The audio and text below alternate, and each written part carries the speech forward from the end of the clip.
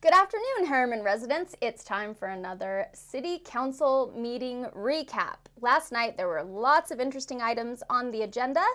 A lot of the discussions that took place were during the work meeting because there's a lot of exciting things coming to the city that needed to be worked through and discussed in the work meeting. And then, of course, there were also a few items on the general meeting agenda, and we'll just kind of address everything in the order that they were discussed last night. So let's start off with the very first item of interest, which was the Friends of Herriman. So Mayor, what exactly is the Friends of Herriman Committee and what are they responsible for? Friends of Herriman is something I'm so excited about. This is our nonprofit for the city that we're starting right now.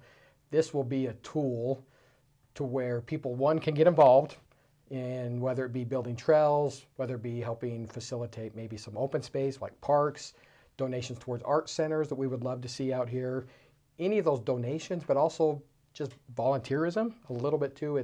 We have a lot of people wanting to really get involved right now. There's a special energy in the city right now, and a lot of people really want to get involved. So through this nonprofit, we're going to create committees and boards, and really it's just a tool to really help us really step outside the city a little bit. The city can't be the answer to everything. Right. Where we do need our residents to be a big part of this community. So this nonprofit that we're launching right now will be a big part of that. So they just presented last night on their plans and how it's their progress right now, and we're hoping to get going by next year on this Friends of Herriman nonprofit. Nice. So they're actually separate from the city, is that correct? So they're kind of their own entity, but then is there representation from the city that engages with this committee, this board? Yeah, so on this committee, I sit on that board as a non-voting member, and then there will be staff support. But really, it is separate from the city. They'll have their own budget. The city will make a donation to the nonprofit, and that will basically be the budget that's existed for those same committees already. So there's no increase in financial contributions from the city, but now we donate to this nonprofit, and then they have their own budgets. They decide where that's spent. So really, it kind of removes the city from it and lets the residents really get involved and help make an impact. And then that way they can raise more money that way and hopefully really just take what we donate and make it even bigger and better. And so I think it's exciting. But yes, it will operate completely independently from the city with a little bit of oversight to make sure they stay within kind of the guardrails that we put in place for this committee. Great. And so you anticipate that will actually be underway by next year? Yep, we anticipate looking like fiscal year next year, which is July 1st. So that's the goal right now. Great, very exciting. Also on the agenda was consideration of the proposed master development agreement for Teton Commercial. So where is Teton Commercial and what's proposed to go on in that area? Teton is just another one of our new commercial developments. I think that's the exciting thing right now in the city. We have a lot of commercial development happening. This one is due west of Herriman High School on 118th South. It's about 30 acres right now. It's just that corner piece, piece that you'll see right next to Advantage Arts Academy there, that charter school there. All commercial there. This was a development agreement they asked for so they could create continuity, kind of a consistent theme through that development. A lot of tenants already being considered, being looked at. Again, it's just going to be exciting to be able to grab a lot of that, that traffic that's on 118th right now. So just another step right there. And we did recommend that comes back to our next meeting to be approved because I think it's pretty unanimous that we're good with that development agreement. So another one that we should start seeing move ground here within the next 12 months or so. Yeah, that's very exciting. And it is a great location for some commercial right there along 118th. You have, residential development across the street from it on the north side of 118th. You've got residential development to the west. And then, of course, you've got the high school. So I think it's a really great location for that commercial piece. It'll be good, really viable and it'll cater a lot, I think, to those high school kids. There will be some stuff for the students there, but also for that major corridor that 118th is becoming. Great, very exciting. There's been a lot of commercial growth with the city recently. It's great to have additional amenities and services to offer the residents. Absolutely. It's kind of fun getting to that point in our development as a city that we built a lot of the residential and now it's taken a while. The fun stuff. Yep, now the fun stuff is coming, right? So speaking of commercial developments, so probably the biggest item on the agenda that took the majority of time in discussions last night was the auto mall discussion. There's a master development agreement that was being discussed. There was the PID that was being discussed. And this auto mall development encompasses 4 different areas. Is that correct? So there is the actual auto mall itself. There is what's referred to as the garden plots that are across the street from where the auto mall commercial is already, which is there are already a couple of developments there, such as Garage Grill. Right. There's a car wash. So directly to the west of that is what we refer to in meetings as the garden plots. Right. Then there's a section north of it, which is on the other side of Midas Creek. Miller Crossing. Miller Crossing. Yep. Crossing. And that is all kind of part of this whole agreement. And then there's a crescent piece that backs a lot of residential that's just a little further to the west, right off of Herriman Boulevard. Correct. So those are the 4 developments that kind of are all encompassed in that Right. agreement. Is that correct? Correct. So what were some of the discussions that took place last night regarding this whole auto mall area? Really, I don't want to get into too much about what the PID is, but the PID it's a financial tool that will allow some of the infrastructure to come in right away. It allows us to be able to say these main 2 roads, Auto Mall Drive and that Miller Crossing Road there, so that they will go in, which will then help more. It will help incentivize more possible dealerships to come out here. So really, that was just a tool for the developer to be able to bring that stuff in faster.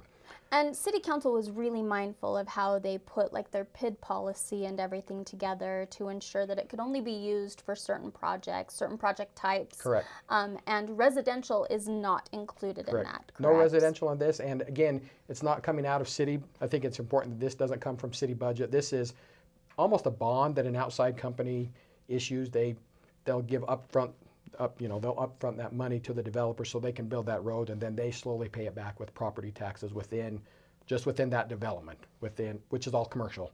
So it will just be paid back over time as the development comes in. So really a great tool that no risk to the residents or the city and no extra cost to our city, but yet we get that commercial tax base driving this way. Nice. So. And then what is the biggest discussion about the actual auto mall parcel? So what is the city looking to do with the auto mall parcel? Is it all auto dealerships or what is the city looking to do there as they go through this agreement? What is it that those discussions involve? Really, we still, I think early in the process right now, we still don't understand exactly how big the auto mall can be, how many dealers are the good fit for out here. So we're still trying to be flexible, but yet bring in that commercial development with it. So we're just trying to make sure that, because we do have some used car dealers already under contract looking to come here. And then, so they're all kind of tied together with the focus being on auto mall, but then also some flexibility to where one area in that garden plot, we picture possibly a hotel. There is a hotel interested in that area. We want that flexibility to be able to say, hey, if the auto mall's coming, over here, a hotel would be a great fit next to that. But if that doesn't happen and the auto mall is successful, maybe, the auto mall could extend over to that plot. Just a lot of with the focus being auto mall, but also having some other tax generating ideas for the city. So really it's just making sure, and with the master development agreement, there's wins for the city that are also wins for the developer and for those future partners coming in. So really it was that, trying to find win-wins for everybody. And it was a great meeting full of collaboration and cooperation last night, which I thought was real productive. Great. So even though there's 4 separate parcels and they're all a little different, the reason for grouping them all together is that, just like you had said, so that they can have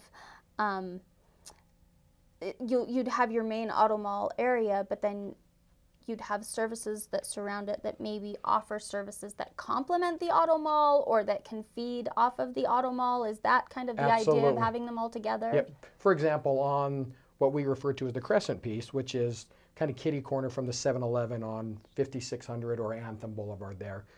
There's a boat dealer that wants to have a main yard, sales yard on Mountain View Corridor, but then they also think they'll have enough boats and storage. They need a secondary yard and showroom. So they're looking, and it needs to be a little more affordable because Mountain View property is not going to be cheap. So they're looking at this Crescent piece, which is currently zoned as commercial already. Okay. But we feel like this could be a good secondary use over there, which for those residents right there, we feel like it would be lower impact with this. It's a storage area for boats, but it has to be tied to the boat dealer on Mountain View Corridor. So it won't be just self-storage, or it has to be tied to that boat dealer over there. So again, tied together, but yet unique to where it still can be commercial if that boat dealer for some reason falls through. So it's just, there's protections in place for the city, but it allows some flexibility for that so the auto mall can develop in a good way. Yeah, it seems really exciting. So is the developer currently working with dealerships to generate interest in these parcels? Does he already have dealerships that are interested? Yes, there are currently we have 2 dealers, auto dealers used. They're both used cars right now to start with, but both have ties to the new car world. So we're hoping that eventually these used car dealers could become new car dealers. But at the same time, used car dealers are doing pretty well right now. We all know used cars aren't cheap right now and can still generate great tax revenue for the city. But right now there are 3. One already owns the property, and the other one will be built on the lease agreement. And then, as I mentioned, the boat dealer is under contract right now, if you will, to come. So there's 3, and then I was just told after the meeting last night, there's an ATV dealer looking really good.